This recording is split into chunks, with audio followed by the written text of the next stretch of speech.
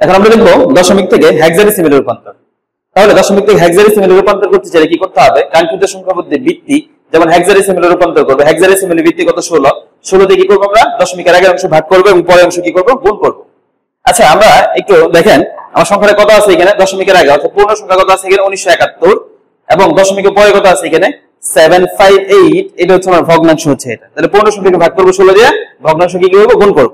তবে এখানে আরেকটা বিষয় হচ্ছে যেটা এখানে দশমিক যখন আমরা হেক্সাডেসিমেল ভিত্তি 16 দিয়ে ভাগ করব, ভাগশেষ 10 থাকতে পারে, 11, 12, 13, 14, 15 থাকতে পারে। তখন এই 10, 11, 12, 13, 14, 15 লেখা যাবে না। কেন লেখা যাবে না? কারণ দেখেন 0 থেকে 9 পর্যন্ত ডেসিমেলে যা, 0 থেকে 9 পর্যন্ত হেক্সাডেসিমেলে কিন্তু তাই। ডেসিমেলে 9 পরে হচ্ছে কত? 10, 11, 12, 13, 14, 15। কিন্তু হেক্সাডেসিমেলে 9 পরে কত? 9 পরে হচ্ছে A, B, C, D, E আর হচ্ছে কত? F। তাহলে সেক্ষেত্রে আমরা যেহেতু হেক্সাডেসিমেলে রূপান্তর করব, তাহলে যদি ভাগশেষ কত থাকে? 10 থাকে। 10 থাকলে কত লিখবো? 10 সমান কত? হেক্সাডেসিমেল A লিখবো। 11 সমান কত? B, হেক্সাডেসিমেলের B যেহেতু B লিখবো। 12 সমান C, 13 D, 14 E এবং 15 কত? F লিখবো। আচ্ছা দেখেন এই কাজটা আমরা একটু করে নিই। 1971 এটা হচ্ছে আমার সংখ্যা। ভাগ করব কত দিয়ে? 16 দিয়ে ভাগ করব। সংখ্যাটা হচ্ছে কত? 1971 ভাগ হচ্ছে কত? 16, ভাগ হচ্ছে 16। 1971 কে 16 দিয়ে ভাগ করলে ভাগফল কত হবে আমার? 123.1875। তাহলে আমার ভাগফল ভাগশেষ বের করার নিয়মটা নিশ্চয়ই মনে আছে। ভাগফল বের করতে চাইলে ভাগফল কত আছে এখানে? দশমিকের আগের অংশ যেটা হচ্ছে ভাগফল কত? 123।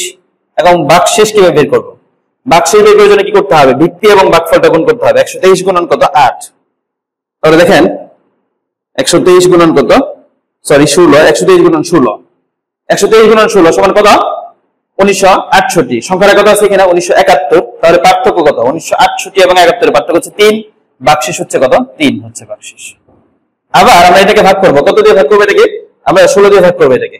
16 দিয়ে ভাগ করলে সেক্ষেত্রে তাহলে 16 দিয়ে ভাগ করব। 16 দিয়ে ভাগ করলে সেক্ষেত্রে কত দিয়ে ভাগ করব? 123 কে ভাগ করব 16 দিয়ে। 123 ভাগ হচ্ছে কত? 16, ভাগ হচ্ছে 16। আমার রেজাল্ট কত আছে এখানে?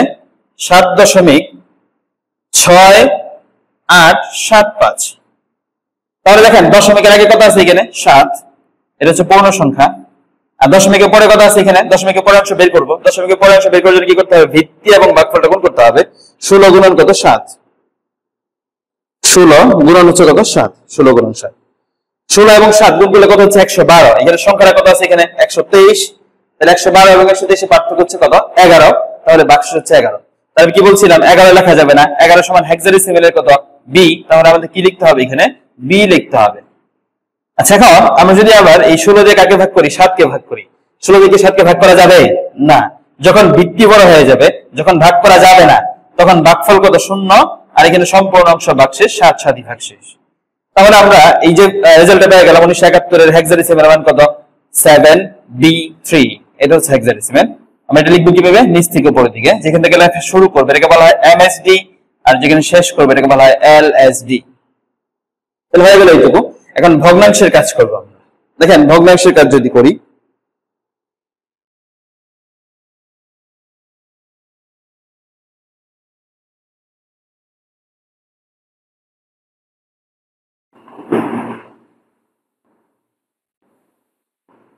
দশমিকের পরে কত আছে?